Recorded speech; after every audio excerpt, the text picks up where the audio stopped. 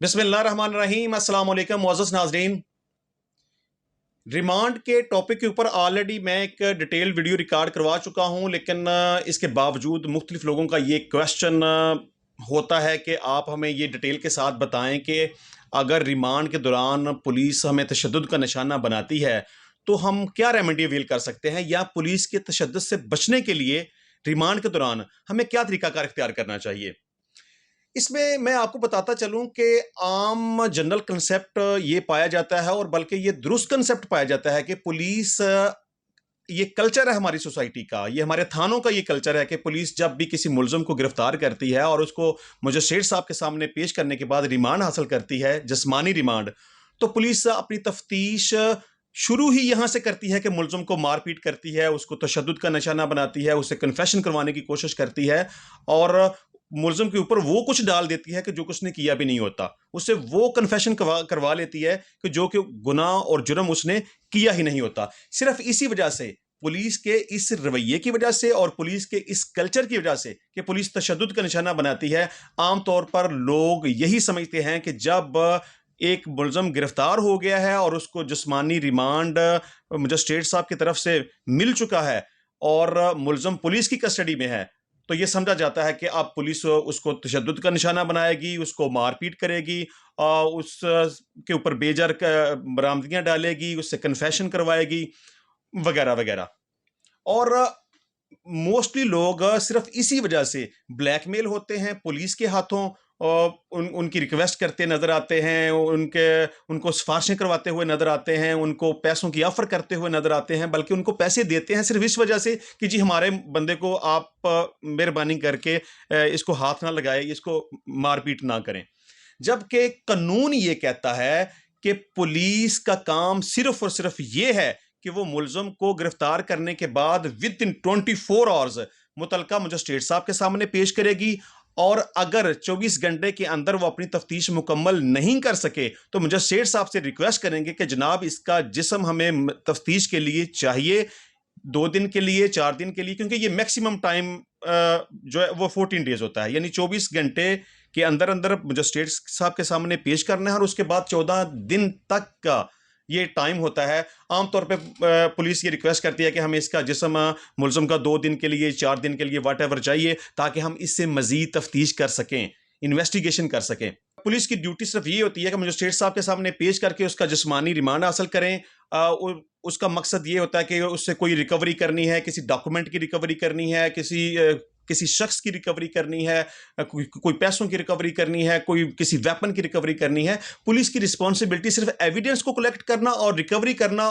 और किसी मंतकी नतीजे तक पहुंचना होता है। पुलिस का काम बिल्कुल भी ये नहीं है कि वो मुलज़िम को तशद्दुद का निशाना बनाए, उसको मारपीट करे। ये कानून की किसी किताब में भी पुलिस को मुलज़िम के ऊपर तशद्दुद करने की इजाज़त नहीं दी गई। ये एक मिसकंसेप्शन है कि मुलज़िम को अगर पकड़ लिया गया है तो पुलिस उसके ऊपर तशद्दुद करेगी। पुलिस तशद्दुद नहीं कर सकती। सिर्फ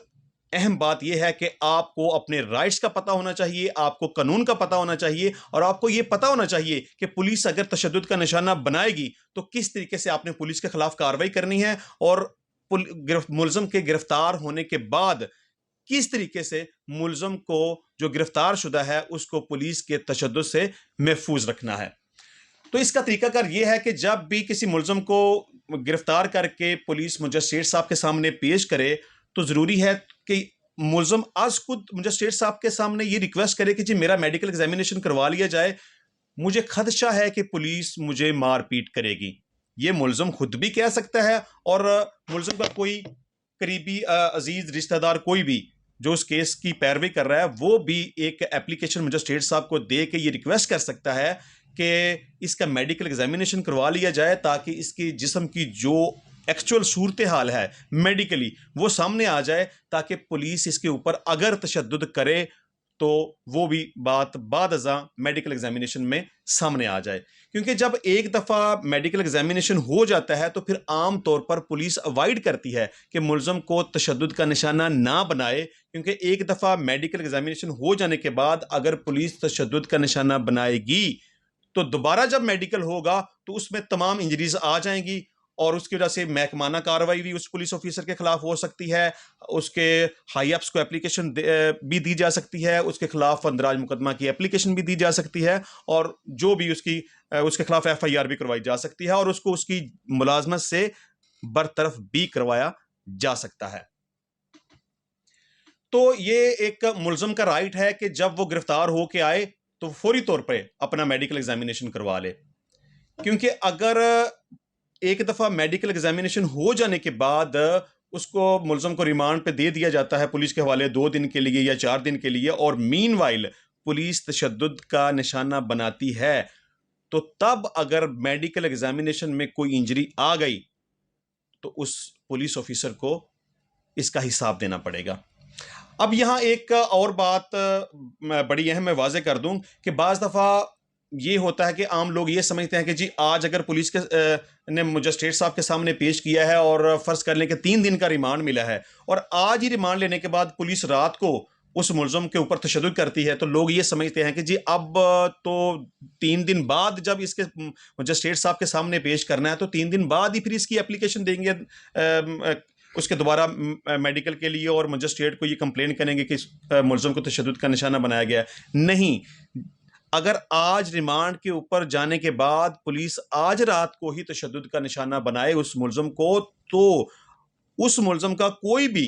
अजीज रिश्तेदार, उसके पास ये राइट है कि वो वेरी नेक्स्ट डे मजिस्ट्रेट साहब को एक एप्लीकेशन दे कि जनाब आपने कल जिस फलां मुलज़म को रिमांड पे पुलिस के हवाले किया था, पुलिस ने आज रात को उसके ऊपर तशद्दुद किया है, उसको मारा पीटा है, लिहाजा मेरी गुजारिश ये है कि मुलज़म को दोबारा तलब किया जाए, उस पुलिस ऑफिसर को भी कोर्ट के अंदर दोबारा तलब किया जाए, और वंस अगेन मुलज़म का मेडिकल एग्जामिनेशन करवाया जाए, ताकि पता चल सके कि पुलिस ने किस हद तक तशद्दुद किया है और कहाँ कहाँ उस मुलज़म को इंजरीज आई हैं। और अगर इस तरह एप्लीकेशन दे दी जाए तो मजिस्ट्रेट ये ड्यूटी बाउंड है कि वो पुलिस ऑफिसर को फौरी तौर पे हदायत जारी करेगा कि मुलज़म को उसकी अदालत में पेश किया जाए। तो इस तरह से आप अपना जो आपके पास जो राइट है उसको आप अवेल कर सकते हैं। पुलिस के तशद्दुद से बचने के लिए भी ज़रूरी है कि जब गिरफ्तार मुलज़म को करके मजिस्ट्रेट साहब के सामने पेश किया जाए तो मुलज़म खुद या उसका कोई करीबी अजीज रिश्तेदार फौरी तौर पर मुलज़म का मेडिकल एग्जामिनेशन करवा ले, ताकि पुलिस के तशद्दुद से बचा जा सके। और अगर इसके बावजूद भी पुलिस मुलज़म के ऊपर तशद्दुद करे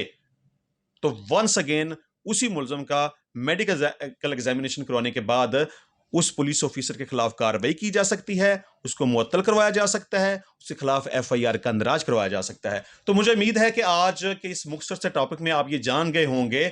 कि पुलिस के तशद्दुद से किसी भी मुलज़म को दौरान रिमांड किस तरह से महफूज रखा जा सकता है, और अगर तशद्दुद हो जाए तो किस तरह से पुलिस ऑफिसर के खिलाफ कार्रवाई की जा सकती है। तो मुझे इजाज़त दीजिए। अगर किसी किस्म का कोई क्वेश्चन आपके जहन में हो तो आप मुझे व्हाट्सएप के ऊपर वॉइस मैसेज कर सकते हैं। मेरा मोबाइल नंबर आपकी स्क्रीन के ऊपर है। तो इंशाल्लाह मिलेंगे नेक्स्ट टाइम नई वीडियो में नए टॉपिक के साथ, नए कानून के साथ। तब तक के लिए अल्लाह हाफिज़।